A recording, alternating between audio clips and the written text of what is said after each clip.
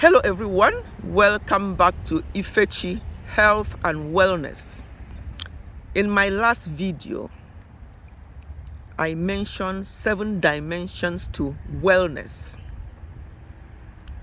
I had in mind to do another video and expatiate on each point, but actually one or two people stated it in the comment section that if I can take them one by one and explain what they mean.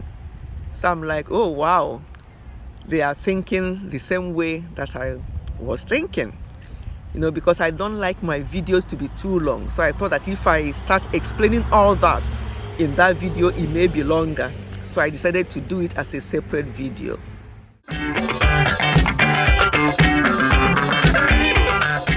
So the 7 dimensions to wellness that I listed in that video are: number 1, physical wellness. What actually is physical wellness?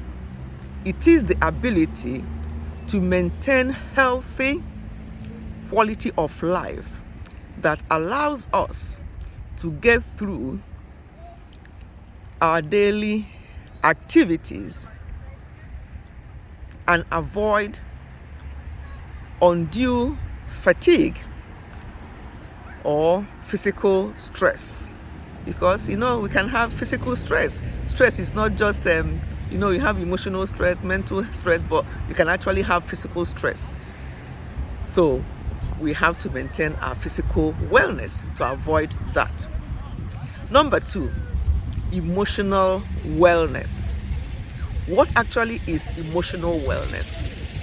This is the ability to successfully handle life's stresses and adapt to change and difficult times. Because whether we believe it or not, there's going to be difficult times. It's not all going to be bed of roses all the times. We have to be prepared for difficult times. That's why our emotional wellness is very important. Don't fall apart when something happens and say, why me? And you're all over the place. No. Bad things actually also happens to good people.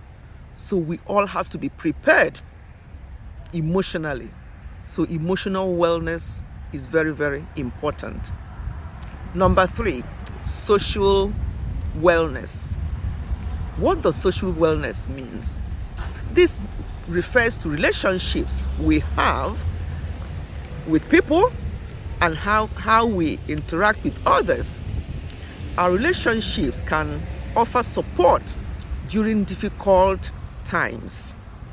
Yes, during difficult times, how do you support people in your social settings? Are there people that will come to you and say, oh yeah, I've spoken to so and so and I feel better now? Or are there people that will say, oh, I don't want to talk to that person or to those people because they're going to make fun of me? Social wellness involves building healthy, nurturing, and supportive relationships, as well as fostering a genuine connection with those around you. Genuine connection. Let people around you that you socialize with be people that will be comfortable to share their thoughts or what they're thinking without thinking that you're going to talk them down or say it to other people. Number 4 is spiritual wellness. Spiritual wellness is defined as expanding our sense of purpose and meaning in life, including one's morals and ethics. It may or may not be religious. It may not involve religious activities. It doesn't have to be. So you don't say, oh, I'm not religious. Because of that, I will not look after my spiritual wellness. Number 5, financial wellness. This is a state of financial well-being in which you can manage your bills and expenses, pay your debts, deal with unexpected financial emergencies, and plan for longer term financial goals, such as building or doing charity work or supporting a charity or doing various things that you can. You know that you have financial wellness. You don't have to worry about those things. Number 6, intellectual wellness. What is intellectual wellness? It is defined as recognizing one's creative abilities and finding ways to expand knowledge and skills. Find a way to expand your knowledge and your skills. Don't just keep things to yourself. Share your ideas. Talk to people about what you're thinking or what you're planning. Ask them if they've done such a thing before or if they know somebody who can actually guide you. When you ask questions, sometimes it's amazing how much help you can get just because you shared your information. You talk to people about what you want to do. Very important. That's intellectual wellness. The last one I mentioned, number 7, is occupational wellness.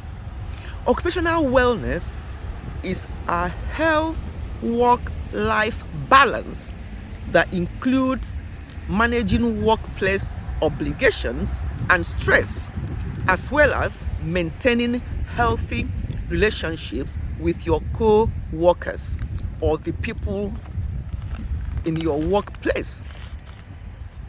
You know, in workplace, it depends on the type of work you do. There are various places, various categories. You may have the admin staff.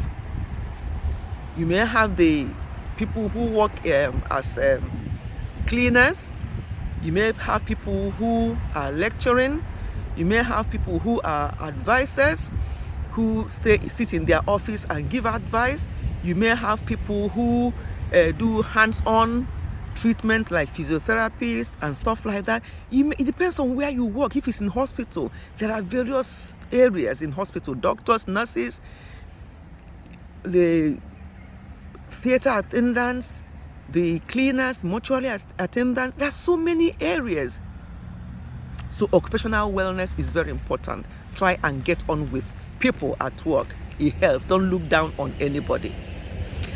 I'm going to stop this video here. I hope I've been able to explain briefly what these 7 dimensions of wellness is. Our wellness, general wellness, is very important. I cannot overemphasize on that. Please let us take care of our general wellness, starting from head to toe. Let us not leave anything or take anything for granted. We must look after ourselves in our own homes and outside our home, in our workplace, and everywhere that we find ourselves. Let us maintain general wellness. Thank you so much for listening, and I'll see you in my next one. Goodbye and God bless.